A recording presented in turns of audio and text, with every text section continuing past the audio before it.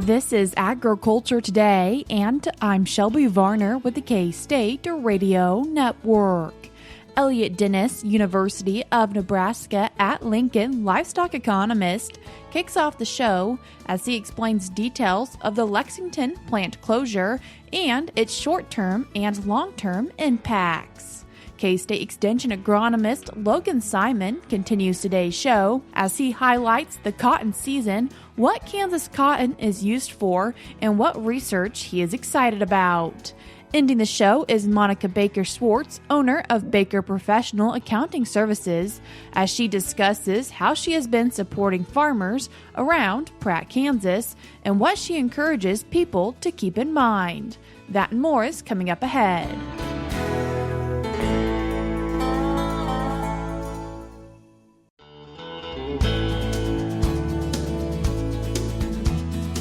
You're tuned in to Agriculture Today, and we start our Monday show hearing from the University of Nebraska at Lincoln livestock economist Elliott Dennis. Elliott, thanks for joining us today. Yeah, thanks for having me. Elliott, really wanting to focus in on some news from the cattle industry in Nebraska and what's been happening. Yeah, the big announcement that happened a couple weeks ago was the closure of the Tyson plant in Lexington, Nebraska. This processes almost 5,000 head per day. And employs about roughly 3,200 employees in Lexington. Lexington's a smaller community, a little over 10,000 individuals live there, so was quite a big shock to the community. And one thing that they're kind of working towards, Tyson in their announcement indicated that kind of cyclical pressure on cattle cycle and also large losses in their beef business was the primary reason for looking to close the Tyson plant. And in addition to that announcement, they also announced the going down from 2 to 1 shifts in the Amarillo plant that they own there as well. So in total, that's going to really put focus on really 5 other plants that Tyson runs. Is there a big overarching picture of why this is happening? Yeah, the statement from Tyson indicated cyclical contraction, and we all know in the industry that this has been happening. The large focus has been the total kind of the annual inventory that we kind of focus on. A lot of people will talk about, what it was like in the 70s, when we had over 130 million head in total cattle inventory. But that has really kind of decreased to our current level of about 85 million total cattle inventory.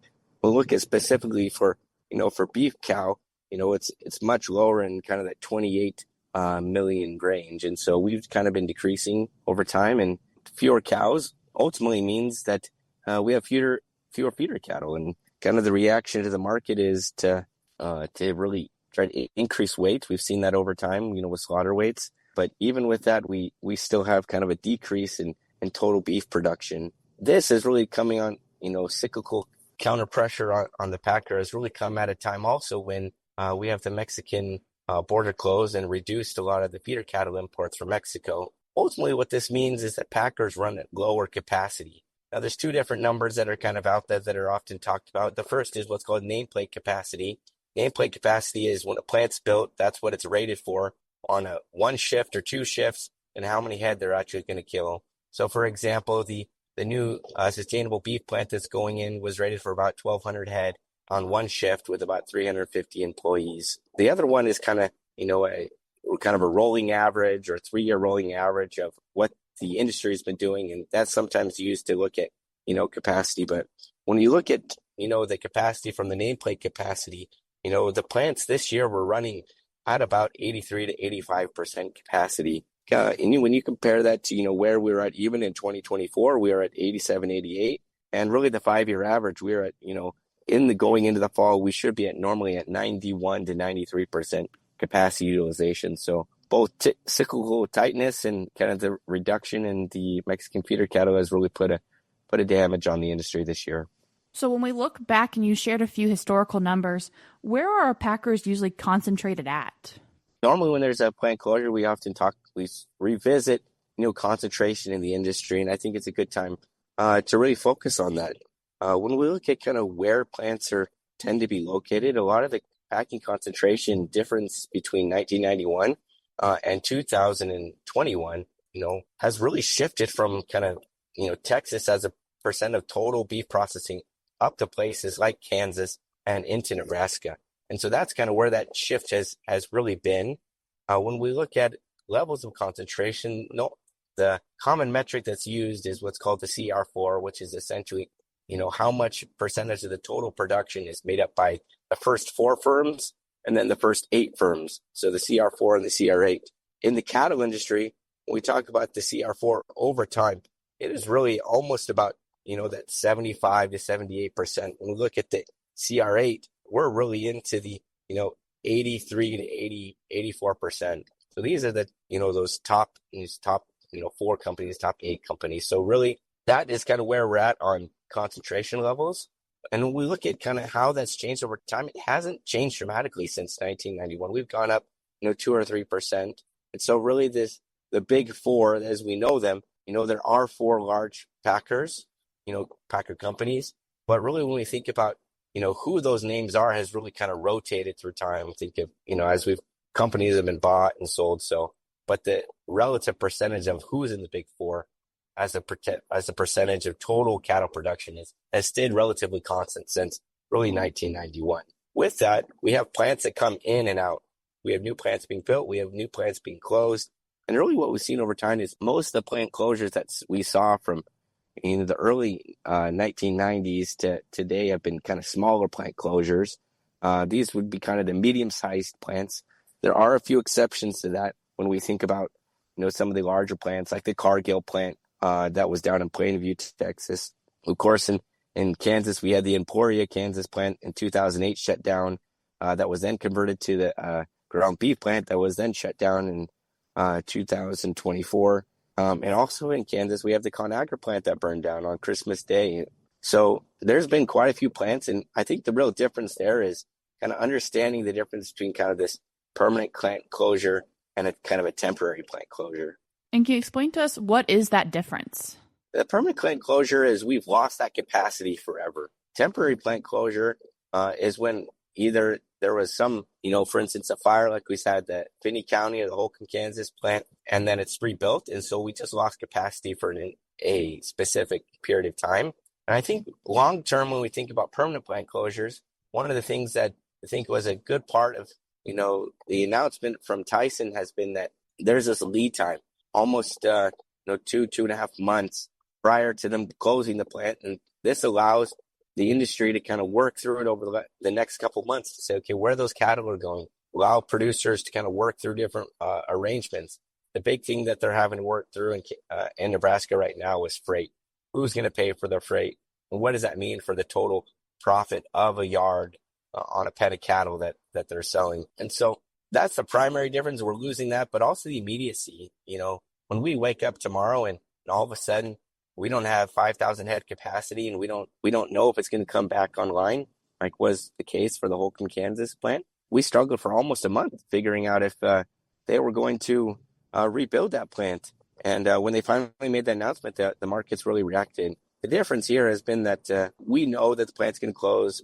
We're given kind of a lead time. Obviously, in Nebraska, we're hopeful that we can get another major packer to come in and buy the plant, but that's uncertain. The governor of Nebraska is making the case for other plants or further value add case ready plants to come in, but that will be seen. For what we know right now, the plant's closing and we're going to lose that capacity in January 20th.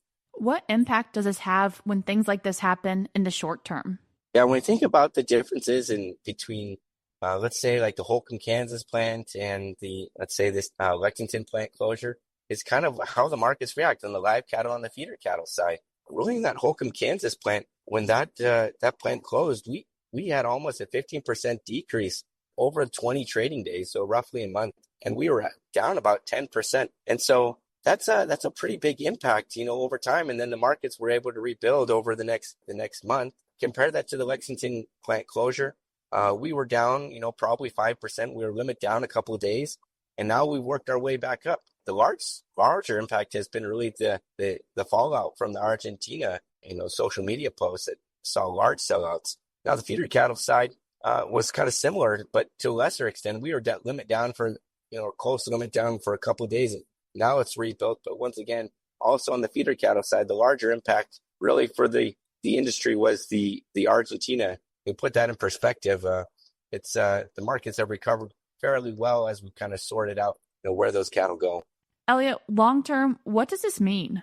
Yeah, a lot of focus has been on these large plants and AMAs and what it potentially means. And some of the work that we produced at University of Nebraska has really focused on kind of markdowns and essentially what is the difference between what a plant could pay and what they actually pay.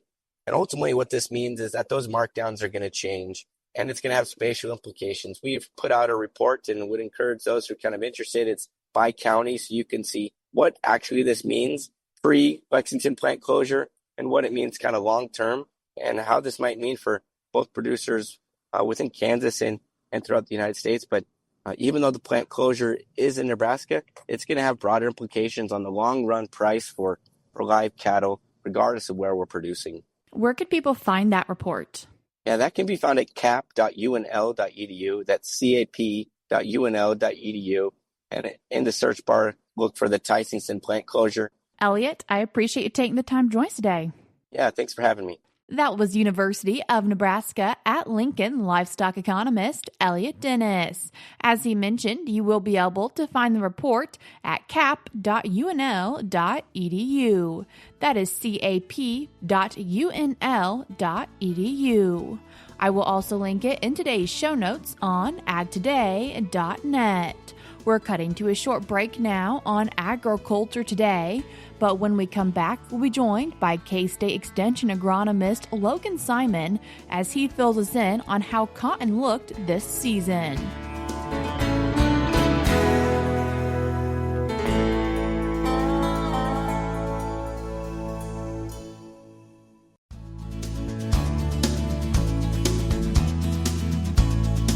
You're tuned in to Agriculture Today, and we continue our show discussing cotton with K-State Extension agronomist Logan Simon. Logan, thanks for joining us today. Always a pleasure. Logan, how was this year's cotton? Oh my goodness. Cotton in Kansas this year has been quite the whirlwind. It's been abnormally cool. I think everybody has noticed that this year across the state. And that really was the overarching theme through the season. Cotton is a heat-loving crop. We need heat to push that crop along. That's why we grow most of it on south of here. But cooler temperatures meant slower growth. We're kind of waiting on everything. And that carried all the way through out to harvest. We were much slower this year compared to last year in terms of getting that crop out. And so it's been slow going, but we've actually been really impressed this year with the yields that we've made. There's been some very good yielding cotton this year. A lot of the crop avoided some of the worst potential drought stress they could have had, especially in south central Kansas, where most of that rain-fed crop is. So it's been slower to come out, but we've been seeing some pretty good yields rolling in. With it being slow to come out, did that push getting the cotton stripped out of the field even further back as well? Yes, it has. We are so far behind where we were last year. Just as a point of reference, last year, by the time we hit November 1st, Southern Kansas cotton growers' gins in Winfield and Anthony had already ginned about 50% of all of their cotton for that season last year. And by this year, we were not even close to maybe even 25% by November 1st. There was a lot of cotton left that had not been harvested and delivered to the gin by that time.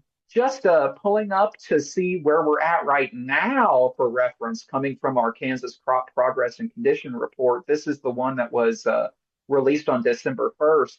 We're sitting at about 57% harvested in the state, and I'm hoping by the end of this week, we'll maybe get a little bit closer to 65, 70%. But last year, we were at 78% by this time of year. Cotton does come out slowly, but as you can see, we're quite a bit behind compared to last year. It's just been a slow process. So really demanding a lot of patience from our cotton producers and our gins.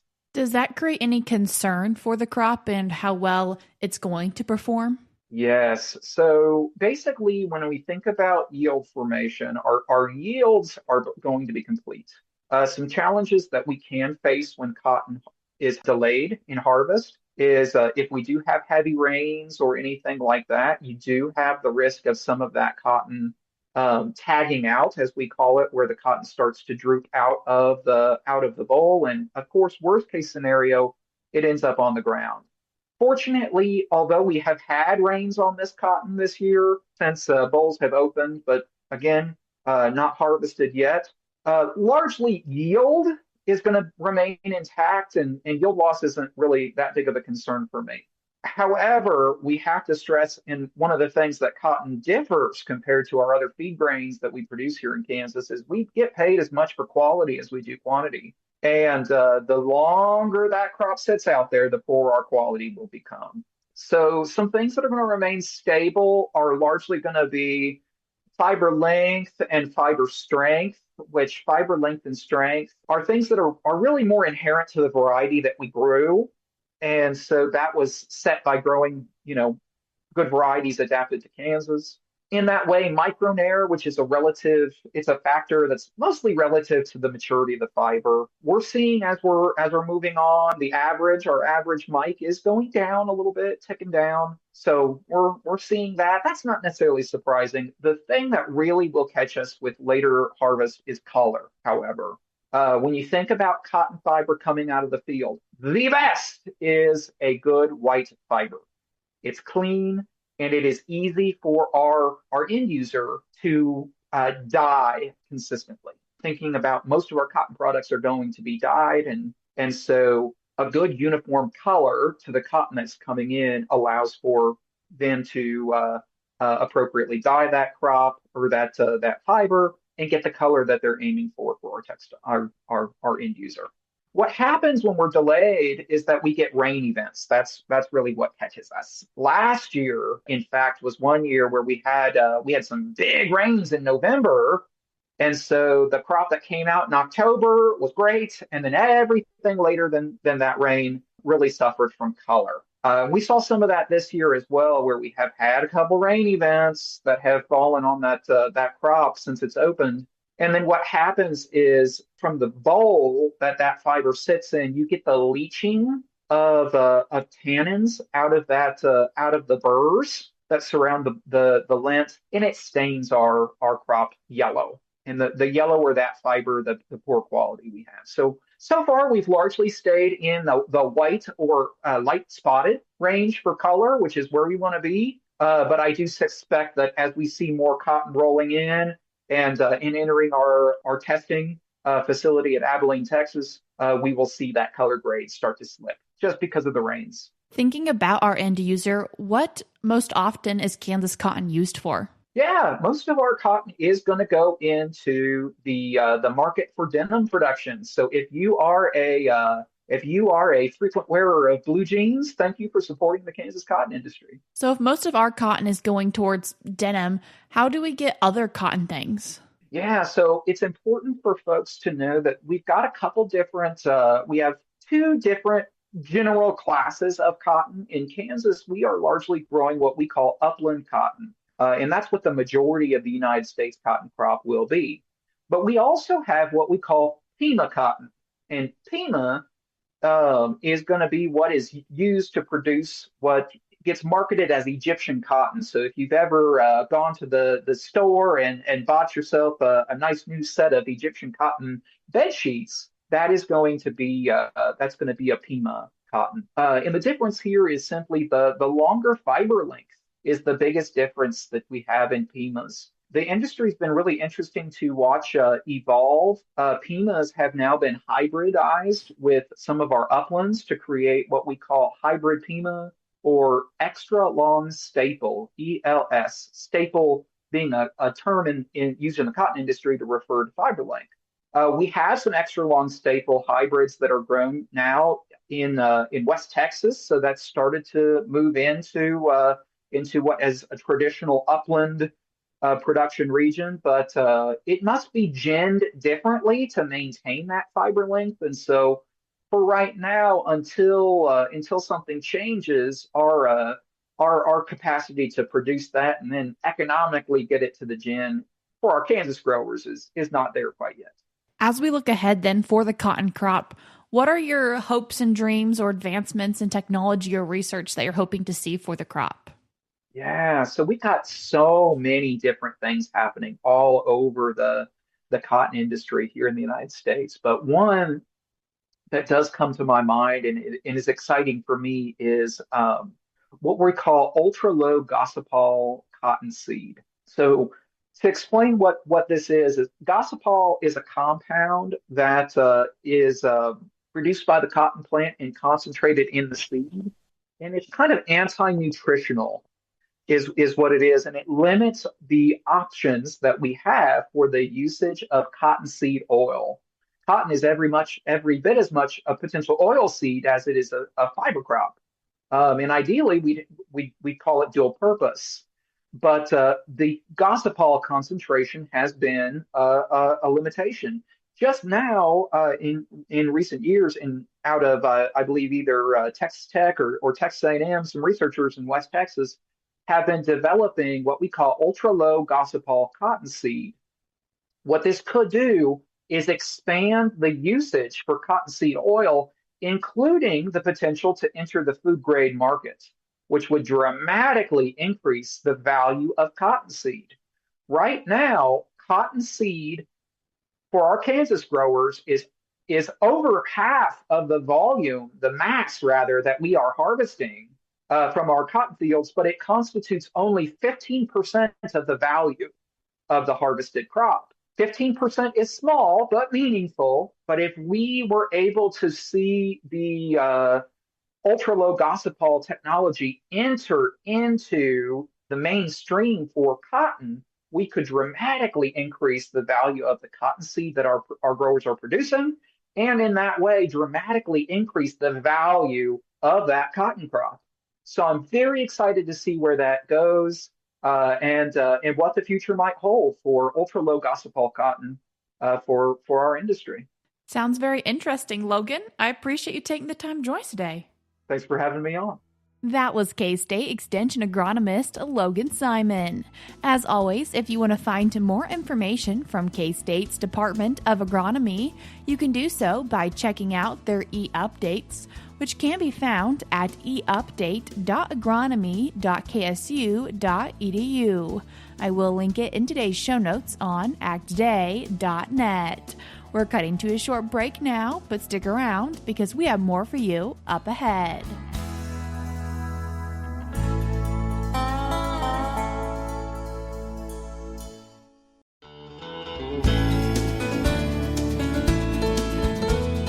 You're tuned in to Agriculture Today, and we continue our show talking with Monica Baker Swarts, who is the owner of Baker Professional Accounting Services in Pratt, Kansas. Monica, thanks for joining us today. Thank you. It's good to be here. Monica, can you tell us a little bit about what you do? So primarily I do income tax returns, whether it be individual income tax or business income tax returns. Then we do a lot of bookkeeping, in-house bookkeeping, pay people's bills, accounts receivable, accounts payable, that kind of stuff. And then we do payroll as well. Do you work a lot with the agricultural industry? Absolutely. In Pratt, Kansas, it's pretty known. So we've got a lot of counties around us that have big farms and small-time farmers as well. From your perspective in Pratt, Kansas, what have been some of those high points that you've seen farmers and ranchers coming in and asking you questions about? So obviously with cattle prices, that has thrown a lot of tax planning stuff. That's not been something, luckily we've not been having that in the past for a few years. Also a lot of places that hadn't been getting moisture and stuff, and so now they are. So their crops are up. Obviously coming out of the big beautiful bill, there's a lot of options with depreciation and Section 179 coming back to the table. So there's just a lot of things on that side. Tax planning wise is what I would tell you. What has been something that you've seen be confusing when we're looking at accounting services? So a lot of people are actually just with the economy trying to figure out if they can take money out of retirement, if they can back off withholdings, whatever, to start bringing more money home monthly. Also, believe it or not, good old TikTok is kind of coming alive, and I'm starting to see a lot of people starting to tax plan for 1099s from earnings and stuff off of that. I actually have a chicken farmer who she just kind of picked it up as a little hobby thing, watching hours and videoing it and stuff, and it's really taken off, almost to the point where it's outdoing her daily job income. So it's definitely a new perspective. There's a lot of people that are just starting to, I think, maybe it's my clientele that's like age-wise or whatever, but they're trying to figure out, what's the best thing to do for wills, trust, special needs trust, those kind of things. Like, what do they do to get to the next generation on that kind of stuff? Also, there's the other side to that, inheritance and stuff. For us, there's a lot of people in our area that have got farms from other places. So like Ohio, Indiana, whatever kind of stuff. So you're talking multi-state income coming into play. So there's a lot of things to look on that kind of stuff as well. You mentioned getting revenue from social media. Have you seen any other unique sources of how people are getting revenue when it comes to agriculture? As far as like agriculture and stuff, I would say, you're starting to see a lot of farmers team up together, just because for us and out in our area and neck of the woods, I would tell you there are not a lot of big corporate farmers. And so a lot of them are starting to team up together, whether it be like loose partnerships or actual partnerships to either purchase equipment so that they can farm together, or otherwise, same thing, custom hire each other over for their different services to tag team, just to be able to compete at a higher level. Anything else you'd like to tell farmers and ranchers when you're thinking about your work at Baker Professional Accounting Services? Documentation, that's always our friend. Talk to your accountant. I know it's easy to wait until the end of the year, either tax planning now or when you're coming in to do stuff. But I would tell you that some of the best planned things for us have just been spontaneous. Like the client just stopped by the accounting office to say hello or something, and then in a 5-second conversation in, they're like, yeah, I'm thinking about building this shed, da-da-da-da, and then all of a sudden I'm like, wait a minute, let's talk about that. So I would tell them, check in more often, maybe just see where you're really at. It's like everything else. You might know where you're at on the driver's seat on profit and loss, but what about, again, that favorited subject of depreciation? Like, what does that kind of stuff look like? There's just a lot to consider on the tax side that, us accountants do have all this knowledge, and you do pay us to have it. And so use that help and reach out. Once again, that was Monica Baker Swarts. That's all we have for you today on Agriculture Today, but we'll be back with more for you tomorrow.